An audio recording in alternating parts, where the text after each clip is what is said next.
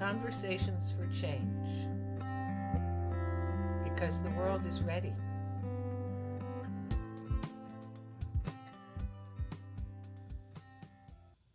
It's bee swarm season, planting time, and time for getting everything out into the garden from the greenhouse. It's a busy time. We've had 4 bee swarms this week. One has moved into lupine hive up under lupine oak. The others have flown. And in a way, there's a great elation and sadness all at once when they do. Balcony bees had a huge swarm into one of the baby incense cedars. They looked like they were lying there overnight. It was the strangest thing. But they had a good night's sleep or rest, and in the morning rose in their great murmur cloud and flew off across the cow fields. So beautiful to watch. And there's something about letting them be wild and free and not trying to catch them and put them in another hive. It's wonderful when they move into a hive all on their own.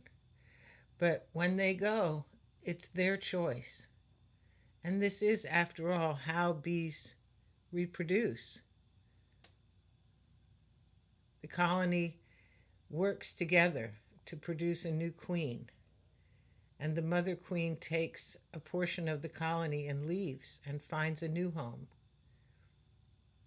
And so we have 4 hives already this year who have new queens,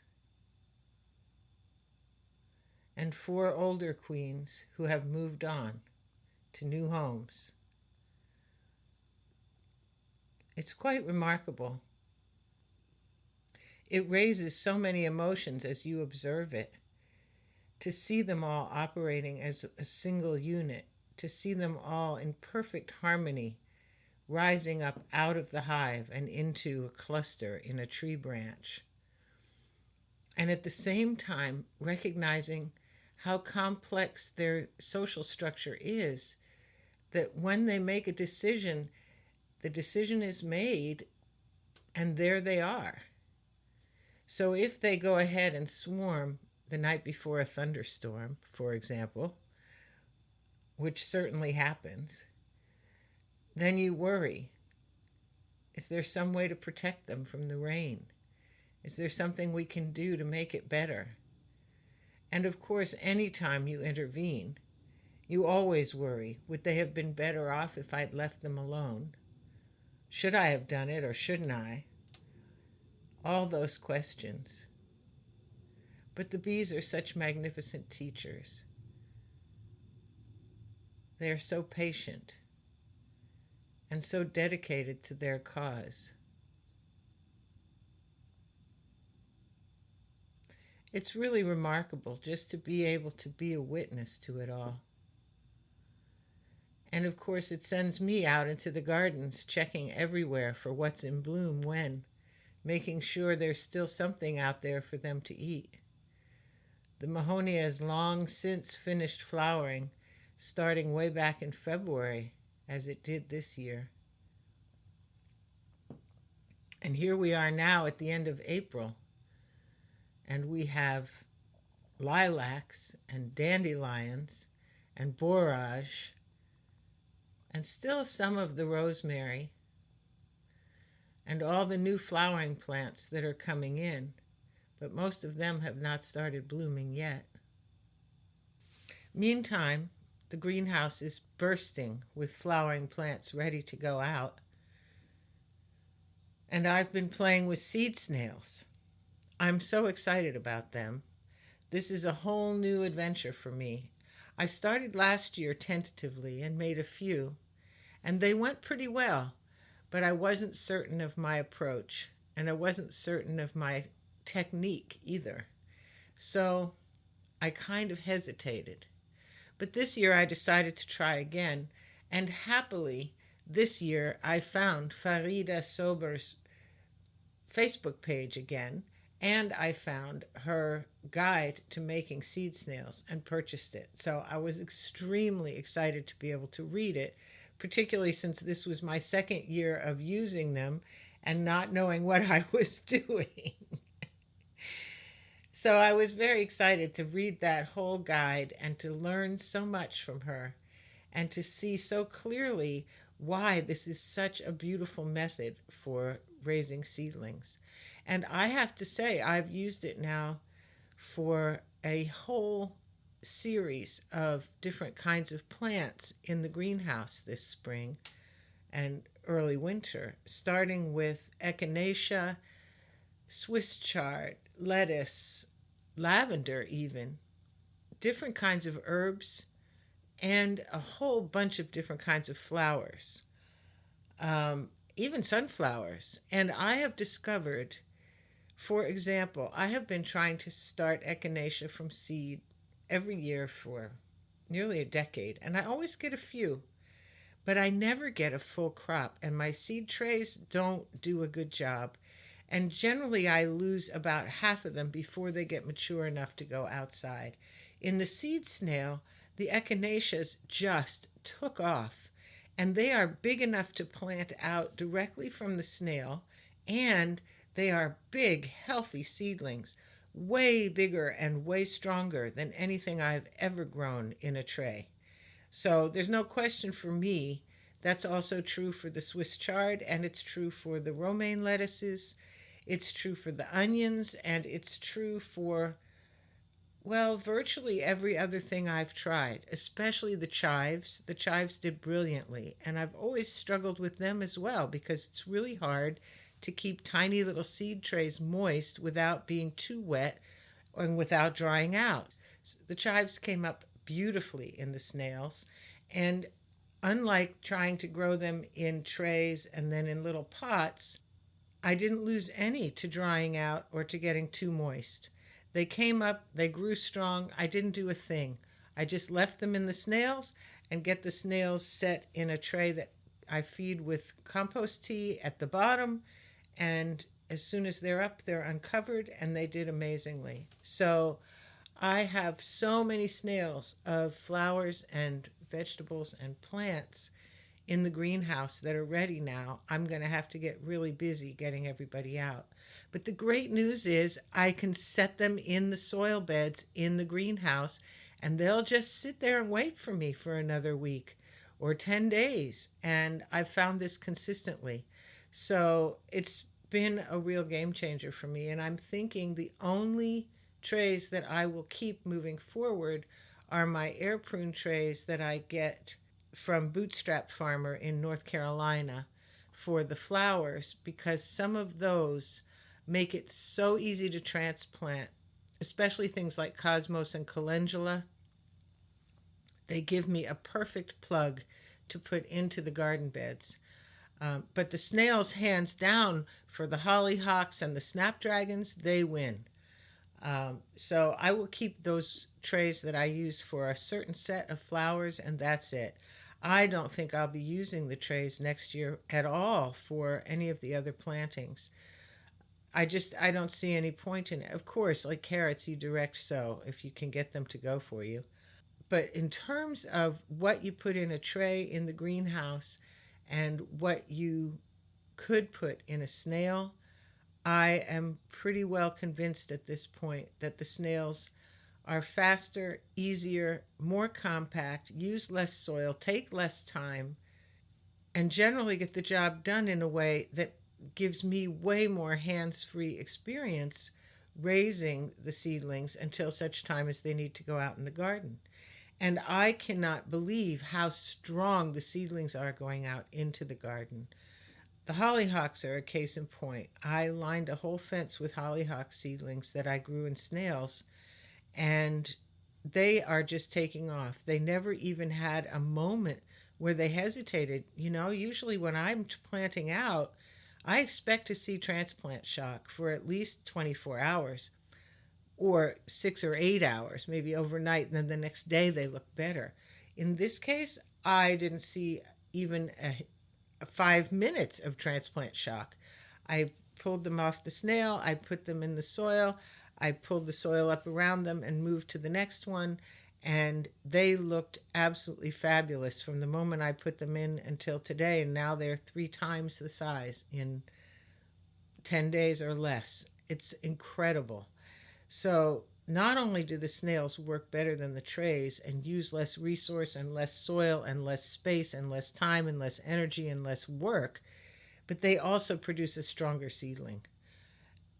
Hands down, you can't beat that. So I'm super excited about that. And I've written to Farida, and I'm hoping that she will have a conversation with me here, because I would love to talk to her more about this whole idea and about this whole method, and really think about it, because I really believe this is probably the way our ancestors used to do things. Oh, they didn't have plastic sheets to roll the seeds in, but I'm thinking, I bet they used cloth that they washed with beeswax or brushed with beeswax or dipped in beeswax, something. And I really want to experiment with that, because it just so happens I have beeswax, and I can certainly get my hands on muslin and cotton and different fabrics to try. So I'm really interested in exploring this even further and making it even more sustainable. It's just been such a game changer for me. And as it is, I've been 10 years now recycling all the pots and trays that I use for the most part. I wash and rinse and dry and put away boxes and boxes of trays in the storage area of the garage every summer and late spring, so that I can use them again the following winter. And that's another whole area of work and effort that I don't have to do now. Washing a seed snail is washing a little strip of plastic. It's a whole different game. Um, I started, when I originally started doing all of this work of planting out on this property, and we started the nursery, I bought a container that had 1,000 3.5-inch pots, and I probably have 800 of them still. And I go through them all every spring, and I wash them all, and I save them all and put them all back again. Oh, you always lose a few, but and that's basically what I've been doing for all these years. And I'm suddenly realizing I could be free of most of that, and have better seedlings to boot. So this is a win, win, win, win, win, win, win. What can I say? I'm excited about it. And I just love seeing how strong the seedlings are and how little effort it is to keep them that way. And now, of course, that I finally have the guidebook that teaches me how to do it correctly, I see the places I can improve, which is also extremely exciting to me. Rolling and re-rolling the snails so I can add compost. Because I water with compost tea, that's not so essential for nutrients, but it is essential for root spacing and for growth spacing. So now I'm going to start adding more compost to the rolls to give the roots a little more room, so they're not quite so snug in there, and that will make the seedlings even stronger. All in all, it's been an incredibly busy and wonderful spring season with a lot of success and a lot of production. And it isn't over yet by any means. I probably have, well, I don't even want to say. I have hundreds of flowering plants waiting to go out into the gardens. But it's almost last frost date, and I've kind of pushed the envelope this year because it's been warm enough that I actually think we've already had our last frost. And so I'm cautiously moving out everybody who's not as sensitive, because I can't wait. I have way too much work to do to take the time to wait until Mother's Day, which is our normal last frost date. But I really do believe we're not going to have another frost. I did plant out my tomatoes and put a tunnel over them just in case, because I just as I said, I don't have time. So this is the year I have to test all of my intuition and my theories about what is possible. And at the same time, I'm really feeling this deep connection to the bees and to the life on this place, in this space, on this land. And that connection has been so powerful. And the new garden beds that we've put in, and using the new methods with the soil being built up underneath with sheep wool. And this is our second year of doing that with um, cardboard and wood chips and just whatever woody material we have from the landscape, from cuttings, from trimmings. We're using everything and putting it all into the beds as we build the new beds, and putting it underneath and watching the soil build up, and then seeing how the plants do when we do this. It's just, there's no way to describe really the feeling that you get as you look around and see these new pockets of flowering plants and the bees happily in them and all the songbirds. It's as if we're gradually building ourselves to this place where we can look around and say, yes, this has always been a beautiful piece of land from the moment we got here. But now, guess what? It's more beautiful, and it's more full of life. There's more life than there was. And that feels amazing. And it's such an inspiration. It's funny because each day you feel like, okay, tomorrow I'm going to take a rest. I really put in a long day. And at the end of the day, you're excited for what you're going to do tomorrow. So I don't know when we're going to take that rest. Maybe when the greenhouse is empty of all of the plants going out in the spring. But it's just not, it's too exciting and wonderful to be out in it. And I don't think you could ask for a better way to live.